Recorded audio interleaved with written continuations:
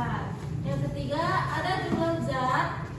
Zat dengan jumlah lebih banyak akan lebih sulit mengalami perubahan macam-macam perubahan wujud benda. Yang pertama ada penjelasan membeku. Ini membeku kan ini? Perubahan wujud benda dari cair menjadi padat disebabkan karena adanya pendinginan atau penurunan suhu. Contohnya kayak air berubah menjadi es apabila dimasukkan ke dalam freezer.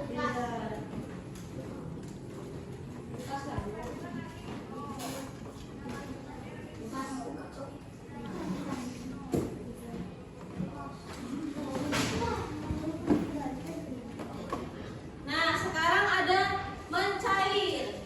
Perubahan wujud benda dari padat menjadi cair disebabkan oleh adanya pemanasan atau kenaikan suhu. Contohnya, yang tadinya es menjadi air apabila dipanaskan pada ruangan yang suhunya cukup tinggi. Yang C, menguap.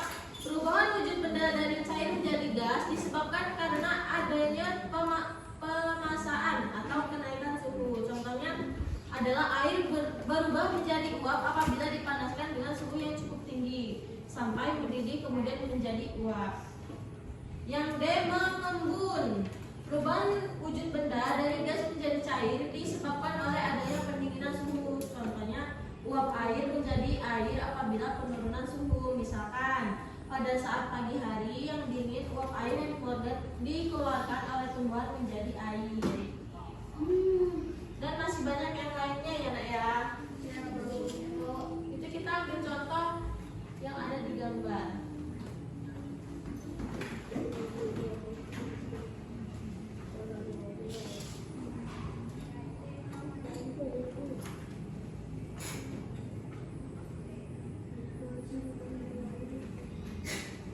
Nah, ini adalah kesimpulan dari penjelasan tadi. Mencair menguap adalah proses perubahan wujud yang membutuhkan kalori. Kalori apa kalori sih? Nah, dari kesimpulan penjelasan tadi adalah mencair menguap adalah proses perubahan wujud yang membutuhkan kalor. Sedangkan membeku mengembun merupakan proses perubahan wujud yang melepaskan kalor. Paham nggak? Paham. Udah pada ngantuk semua ya? Iya.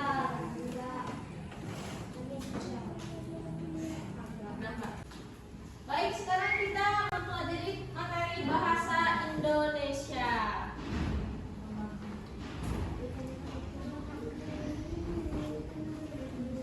Kita sekarang baiklah, perhatikan ke depan. Kita akan membahas materi bahasa Indonesia. Di sini ada gagasan pokok dan gagasan pendukung. Gagasan pokok dan pendukung, setiap paragraf dalam bacaan memiliki gagasan pokok atau inti dalam satu paragraf yang baik hanya ada satu gagasan pokok saja. Gagasan pokok atau gagasan utama terdapat pada kalimat utama yang terletak di awal, akhir, dan awal dan akhir, atau menyebar di seluruh paragraf. Gagasan pokok merupakan dasar dari sebuah paragraf yang dikembangkan dalam kalimat pendukung. Ciri-ciri gagasan pokok: yang pertama, kalimat utama terfokus pada isi dari topik paragraf. Yang kedua, bersifat umum. Yang ketiga, terdapat pembahasan yang diulang-ulang terkait suatu hal. Gagasan pendukung adalah gagasan yang mendukung atau menjelaskan gagasan pokok. Gagasan pendukung umumnya dinyatakan oleh lebih dari satu kalimat yang disebut kalimat pendukung. Kalimat pendukung bersifat umum. Di sini kita ambil. Di sini ada contoh gagasan pokok.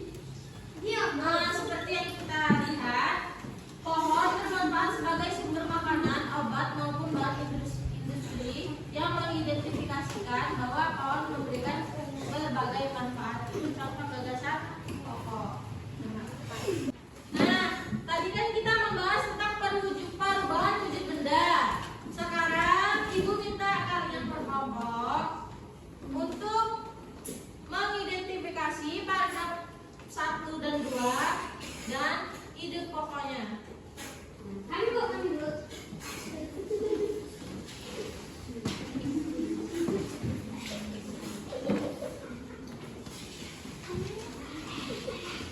Baik, sampai di sini pelajaran bahasa Indonesia ada ditanyakan? Sekarang kita pelajaran PS ya. Ibu ada beberapa gambar pemandangan, bisa dilihat di depan. Perhatiin. Ini apa namanya?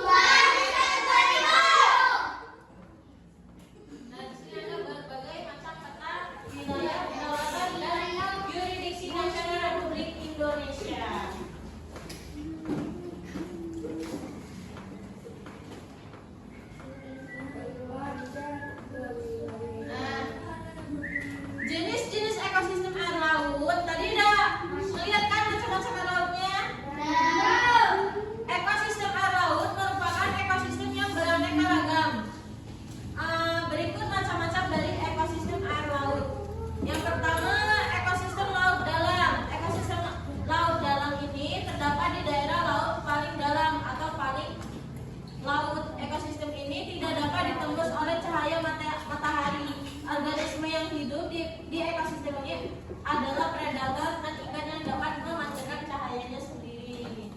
Yang kedua ada ekosistem terumbu karang. Kalau di laut kan pasti banyak karang-karang kan?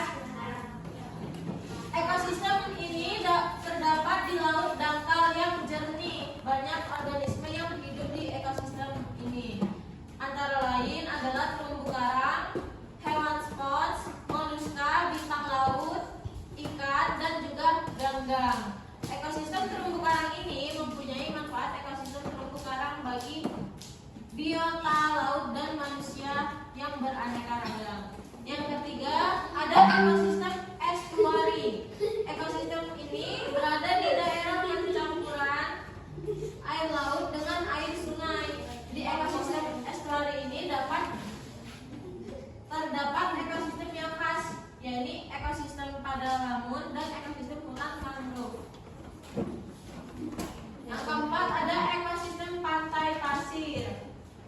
Ekosistem pantai pasir merupakan ekosistem yang berada di pesisir pantai dengan hamparan pasir. Yang kelima ada ekosistem pantai batu. Ekosistem batu ini merupakan ekosistem yang memiliki banyak bongkahan batu yang besar maupun kecil. Di sini ada pantai nggak? Ada. Di mana pantainya? Di Bima ada pantai. Kalian pernah nggak? Pernah ke pantai nggak? Pantainya pantai mana? Sulawesi Barat.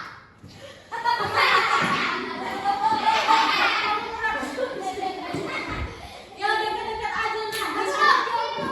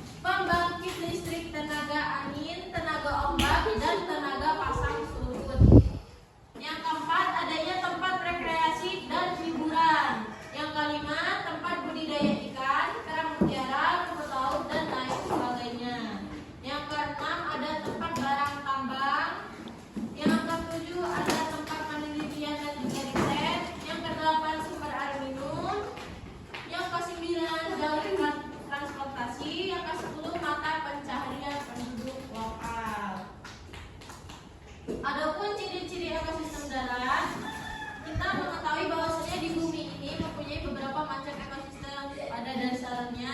Memang ekosistem di bumi dibagi menjadi dua macam, yaitu ekosistem daratan dan juga ekosistem air. Namun ekosistem tersebut dipecah lagi menjadi beberapa macam. Panjang lagi. Baik, di sini kita akan menjelaskan tentang ciri-ciri ekosistem darat. Di sini ada beberapa ciri-ciri ekosistem darat. Yang pertama, ekosistem yang memiliki lingkungan fisik. Yang kedua ada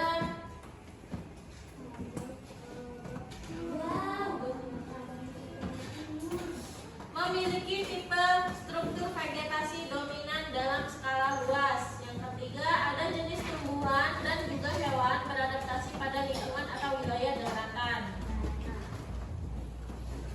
Adapun komponen ekosistem darat, yang pertama ada komponen biotik. Tahu nggak komponen biotik apa? Komponen biotik atau komponen yang berupa makhluk hidup yang ada di ekosistem daratan banyak sekali jenisnya, yaitu binatang, tumbuhan, manusia, serta organisme lainnya. Yang kedua ada komponen abiotik.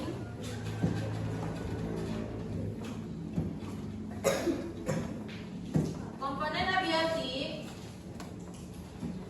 selain yang komponen yang hidup, ada pula komponen yang tidak hidup. Meskipun tidak hidup, namun keberadaan komponen ini bisa mempengaruhi komponen-komponen lain yang ada di ekosistem tersebut.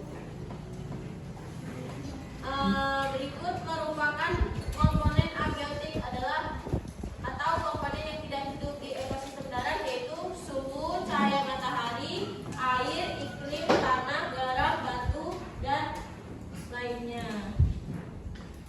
Di sini ada jenis-jenis ekosistem darat.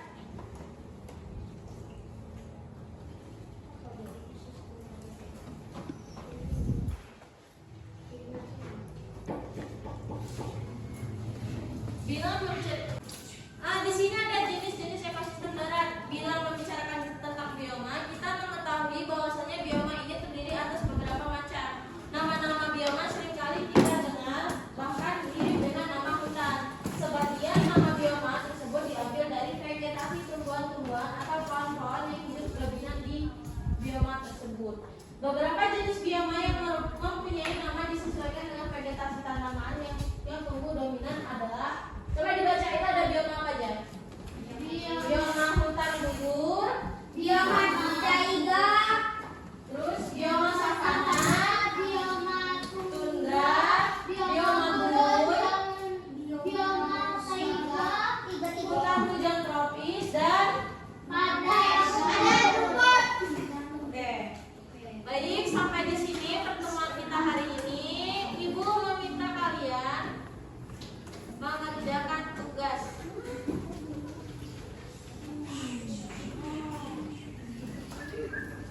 Ini kan saya, ini tugas beneran ya. Iya beneran.